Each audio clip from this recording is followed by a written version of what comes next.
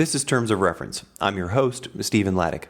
Seth Sellek is youth coordinator of the Municipality of Simrishamn in Sweden. He has led the development of various projects focused on intercultural understanding, including an international youth magazine called Cultural Horizons, which was published in the 1990s. After hearing the Nigerian author Chimamanda Ngozi Adichie lecture about the danger of a single story, Seth searched for a way to better encourage intercultural communication in his work. Knowing that young people are natural solution finders, he worked with them to develop the rapidly growing card game More Than One Story. I spoke with Seth in Sweden. Hi there, Seth. Thank you so much for being on the Terms of Reference podcast today. Thank you, Stephen. Where am I calling you today? Well, I'm sitting here at home in the evening in Sweden, in Simrishamn, Sweden, the southern tip of Sweden. And it's January, we're recording this call right now, and so I'm going to assume that you are bundled up nice and warm. We're warm. We're also having what you could call the global warming effect. So we haven't had snow this year almost. Really? That is so interesting. Here I was thinking that I'm just so used to hearing the stories from the United States where it's under a block of ice right now, and so I assumed that was happening in all of the northern part of the globe. Interesting. No snow. Mm-hmm. So, Seth, tell us about the organization that you work for, the government body you work for, and in particular, the More Than One Story project. And let's start there, and we'll go back to those origins. I'm the youth coordinator for the Municipality of Simrishamn, Sweden. So it's a local government body. And my job is to work with the youth and with youth culture, youth democracy. I work very much now also with the More Than One Story project within the frame of our organization. And More Than One Story is a card game which we developed to build bridges between people of all ages and backgrounds and cultures. And we use it in our own organization, in our own municipality, and in our own community. But it's also spread now to all over Sweden and even to other countries. Why was it important for you to develop More Than One Story in your local community? Do you have lots of immigration? Do you have lots of different cultures there? Sweden is very open to immigrants. We receive very many from many different countries. So we have many young people at our youth centers from different backgrounds and even adults in the community. We also, just working with young people throughout all these years, have seen that it's not always easy to find ways for people to get to know each other, to let go of prejudices, and to really find out more about each other. So it's been a need all these years. I've worked with this 15 years and sort of missed having a tool like this. So it's really beautiful to be able to use this in our work. Was there a distinct problem, like a spark of violence or some event that you said, wow, I really need to jump in here? Or like you said, this has just been something in the back of your mind that you've wanted a tool? Or why was now the moment that More Than One Story was created? I've always been working to build bridges between people in different ways, especially with youth projects or international youth projects. So I guess I've always felt the need to bring people together. It was not any specific event that happened to bring this about, more than I actually saw a lecture by Chimamanda Ngozi Adichie, a Nigerian author, on TED.org. Just one evening, it was broadcast on Swedish television. And this inspired me. It inspired me to understand the problem that exists of people just having one story in their mind. Her lecture, The Danger of a Single Story, just explains so clearly what the problem is about prejudice and limited understanding between people. This just inspired me to create a solution, you could say, to find a way to have people tell more stories to each other about themselves and thereby let go of fears and prejudice. Take us through the card game. How does More Than One Story work? How do you play it? In one way, you could say it's extremely simple, and this is why it's spreading, because we don't have to travel around the world teaching people how to play. It's very simple, based upon the questions that you ask people to tell about their lives, about their experiences, about their feelings, about things that have happened to them, their memories. And what we did, which has been the success of More Than One Story, is that when I had this idea to create a card game, I immediately went to the young people in the community, the teenagers here, and asked them if they would work with us to create this card game. So we tested during 6 months many different questions that were possible to have. And we found the questions which were working. And we felt if these work for shy Swedish teenagers, they should work for just about anybody. And because we tested these questions, we found the ones that avoid opinions. We found the ones that awaken memories, that awaken experiences, and which are very open and can be asked to anybody from 5 years old to 95 years old. Give me an example of one or two questions that awaken memories or awaken experiences. Like, what are some of the specific questions that we could encounter in the game? They're extremely open. So, for example, tell about a moment which you will always remember. There are questions like, tell about a time when you were nervous, or tell about a time where something that made you happy. They're extremely, extremely open. Tell about a story about something that hurt.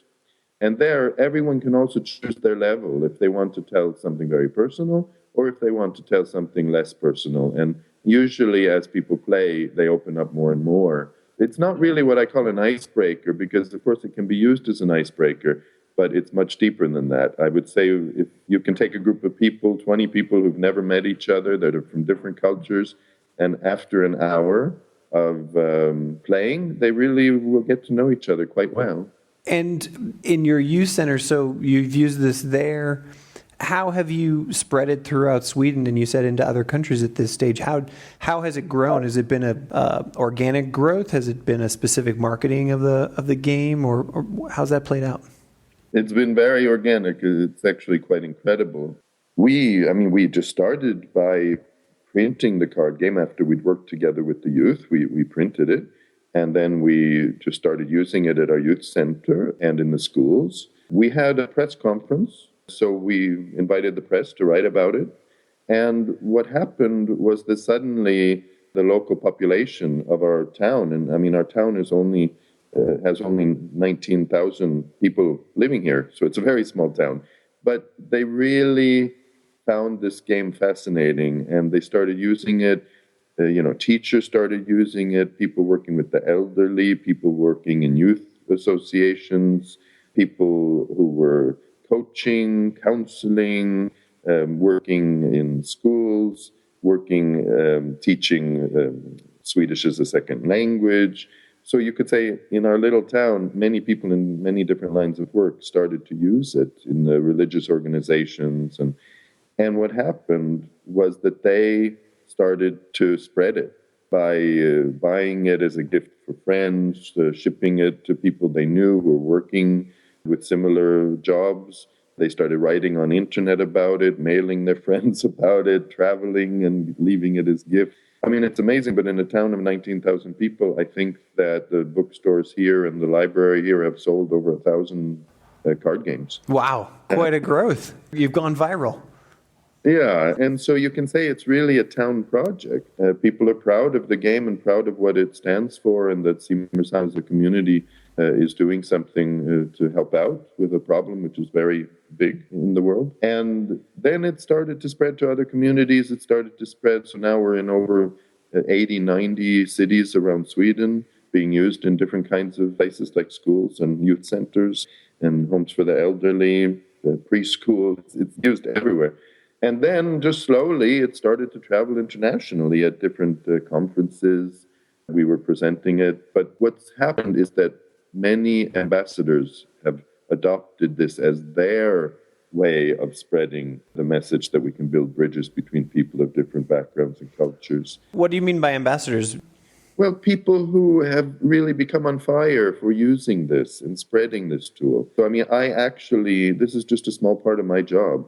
This has spread. Many individuals, many organizations have adopted this as a very important part of their organization, and they've been using this as a very important tool in their organization. So, there are hundreds of people working actively to spread more than one story, in a way that I would never be able to do myself.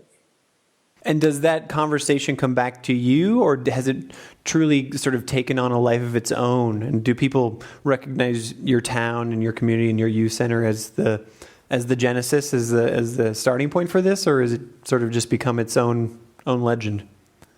Everyone who buys the card game or gets the card game, of course, they can read there that Simrishamn is the origin of the card game. But they print their own logo on the side of the box. They have a sponsor card inside the deck where they talk about the organization. We have partners in other countries, International Dialogue Institute of Canada. We have in Iceland a youth and leisure center, which is spreading it. In Lithuania, we have partners who are printing in Lithuanian and Russian and Polish. So, of course, it takes on a life of its own. But it's the main website. It's still our community's website. And the name of the town still exists as the place it was born, you could say. Let's dive into sort of what effect this has had. I mean, you've seen success. It seems like somewhat of unexpectedly successful venture. That was spurred by an idea that you sort of had one night. How have you seen this affect youth, not only in your community, but have you heard stories of how it's affected youth in other places or just people in general? Has there been real tangible benefit and real tangible effect? Yes, I mean, we receive an incredible amount of feedback, emails from people all over the world that are playing this game. The youth in our center, of course, we also we see what happens when people play. So one example is a young man from Nigeria who was at our center one evening, and he had just come as a refugee to Sweden, and he didn't know anybody in the center. And I was talking to him a bit and explaining to him about our center, and I even mentioned the card game because he was from Nigeria, where Chimamanda Ngozi Adichie is from. And he spoke English, so I talked to him about the card game. And he just within 1 week became an ambassador for the card game. He goes and more or less sits down with a group of new young people. He has a whole group of young people now that are working actively to spread more than one story locally and even in other regional schools. You just see how it's such an easy tool for an individual to find a way to open doors. You just have to put the card game down on the table and ask people if they want to play, and it's very simple to get to know people. So, I mean, we see the powerful effect it has with our youth, with anyone that we play with in different settings, at conferences or wherever we are. And then we receive emails that just really testify to life-changing conversations in families, where people who have lived together for years have never really gotten to know each other that way, or people, extended families playing during a holiday, dinner, or just classmates who have gone to school for years together and never really gotten to know each other so well. There's no doubt in my mind that this is affecting lives, and that's why it is spreading. It brings about many wonderful, beautiful experiences. You said that this is only one small part of your job. You sound like you might have a job that's, the envy of many people. How did you find the initial funding and the budget for this? Do you sort of have a slush fund that you can do creative projects like this, or is this something you had to go raise funds for? Or? I mean, originally I thought we would need to raise funds or seek funding for this. But when we had worked together with the youth in the schools and worked together to create the card game, we actually were able to do it, during our work time. Partially, you could say a lot of free time. But when I then decided to print, we printed in February one year and decided that, well, if we print in February, then we should be able to get the money back by the end of the fiscal year, which means it didn't really cost the youth center any money. I mean, we have an activity fund, so we had some money to play with, but we didn't have any extra budget for this. I mean, when we printed the first 1,000, we gave away the first 500 at conferences, and we sold the other 500 within 1 month. And then we printed 2,000 more and sold them within a couple more months. So it's just brought in money to our youth center ever since then. Wow. How much does a card game cost? It costs about, in euro, it's about 10 euro here in Sweden. That's nice. So it's not too high a barrier to entry. No, and it costs less in the US or in Germany. Different countries cost less.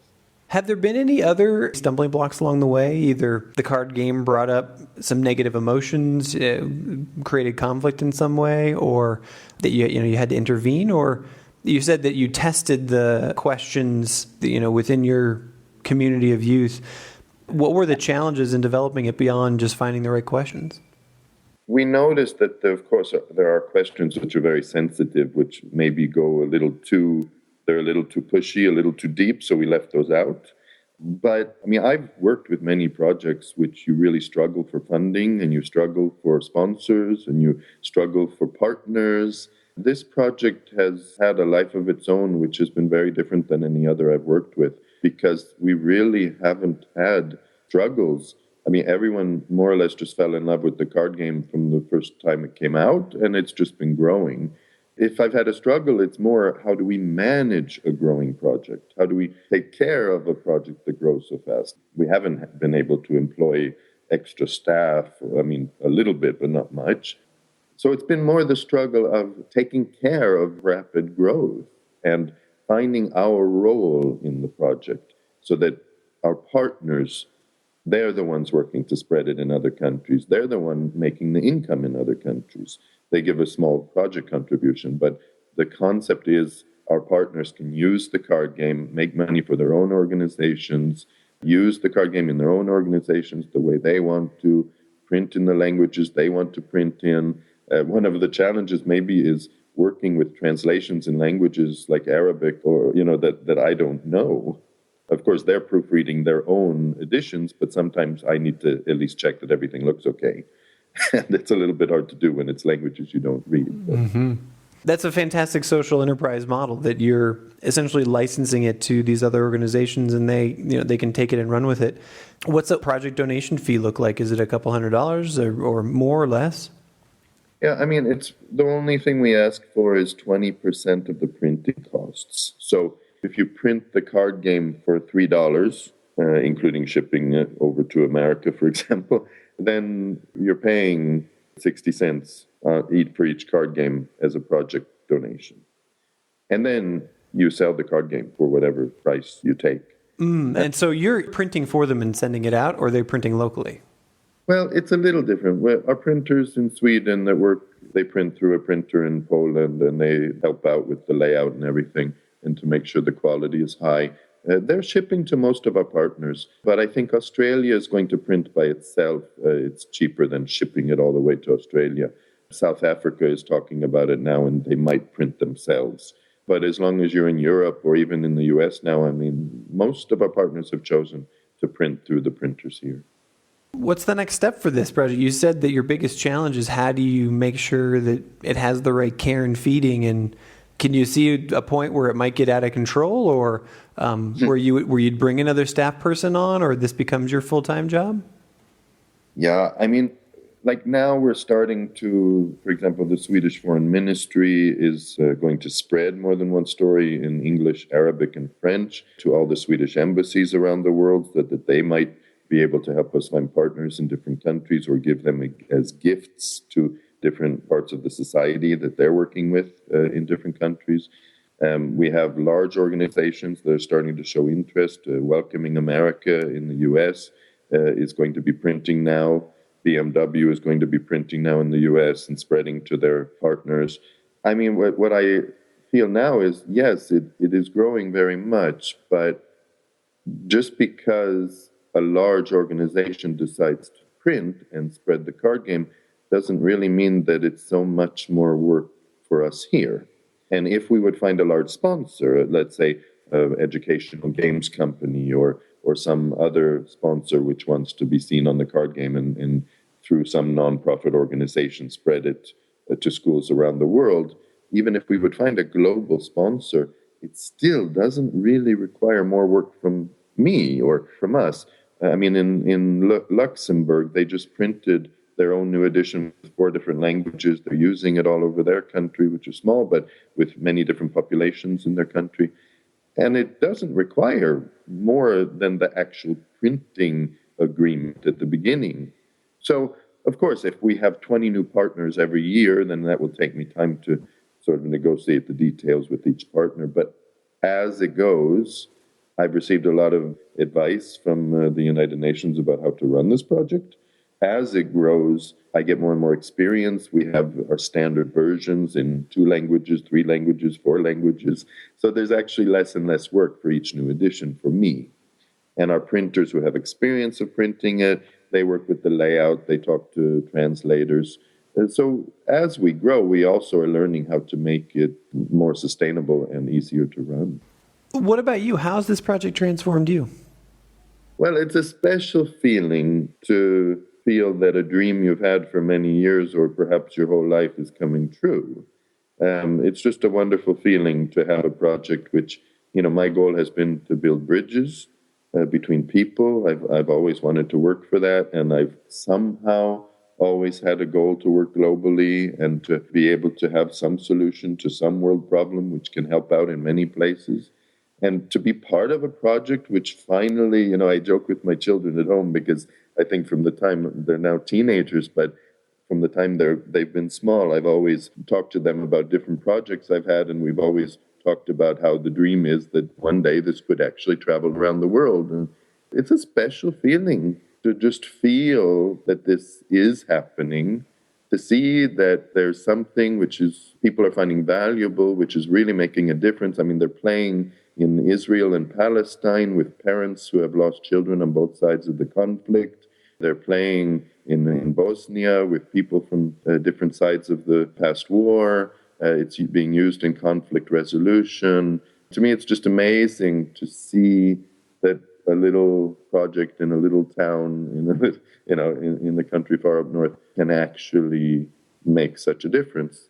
And then, of course, it brings me a lot of joy to receive all these emails and all the touching stories of people who have had better relationships or understood themselves or understood others or let go of prejudice or been able to help their classroom to have better relations. So it's a beautiful feeling. And maybe some extra work. And It's worth it, though. Has the success of this particular project, this game, or maybe inspiration that you've received from people who've played the game, has it inspired any similar products or maybe other initiatives that you're going to be bringing online? We haven't seen... You can say that the card game is being used in many different ways, and there are many ideas. They're creating theater, a musical will be created locally next year by a local high school around the themes of More Than One Story being told by immigrants. It's being used sometimes in writing lyrics for songs, or rapping, or poetry, or haiku. It's inspiring people along that theme to tell more stories, and it's inspiring people to tell more stories in more creative ways. But we feel there's just an endless number of possibilities of gathering different ages together, gathering different groups together. So we haven't run out of ideas as to how to use this card game. So far, we're just focusing on letting the project grow and supporting those who want to spread it to new places. One of the interesting aspects about this in our digital technology-driven world is that this is a tangible product. Has that been a portion of its success, that it's not an app? Absolutely. I mean, the funny thing is, it is also an app, but the app is more or less just a card game in your telephone. So you can bring the cards with you on the telephone and put it in the middle of the table and push, and you get a new card. So you don't play on the telephone, but the deck of cards is in your telephone. But that actually has spread. I mean, maybe 5,000 apps have spread around the world, but there's more interest in the actual card game because it creates a very intimate atmosphere. It creates, like, each card becomes like a talking stick. And it creates this, you could say, back to the roots feeling of sitting around the campfire and telling stories, taking time to listen to each other, taking time to see each other, taking time to be together. I think the fact that it's a person-to-person contact tool, I think there's a hunger inside people for personal contact, and not just contact through internet or through computers, but also just to see each other and listen to each other. And I think somehow we're riding the wave of this need to still have relationships and communicate and meet new people. The question I always end every interview with here in terms of references is one focused on how we can help others to achieve the same kind of success or experience the same kind of success that you're finding with More Than One Story. You've been a youth coordinator. You've been working with youth for, I think you said 15 years, quite a while. There are a lot of people listening to this podcast right now who have youth as their focus, who are interested and believe that youth is not only truly the future, but the key to solving conflicts. Is there any critical piece of advice or pieces of advice that you'd give about how to be successful in a career that seeks to help people or seeks to be socially driven? What I talk to the young people here about are two things. The one thing is to really find your passion, to find what is it you want to work with, what is it that brings you joy, what is it that you could do in your free time for free, or that you don't even need to be paid to do. What is it you dream of doing, and finding that. And then I believe a lot is about taking your ideas seriously. I've had many ideas, and it's not that they've all worked, but I've always tried them. I've always tested them. And I believe often we get a really good idea, but we don't believe in it. We get a really good idea, but we don't tell anybody about it. And I think it's really important when you do get ideas to really write them down, to start developing them, to show them to people. I mean, in this case, with More Than One Story, it was clear once I started talking to people that this is definitely interesting for almost everybody I talked to about it. But I think many people wouldn't even tell anybody about their idea or take it seriously. So I think we need to dream, but we also need to take our inspirations seriously and believe in them, and at least spread them and share them with a few people to get feedback. Seth, thank you so much for taking time to talk with us this evening. Thank you, Stephen. You've been listening to the Terms of Reference podcast from 8preneur.com. Subscribe to us on iTunes.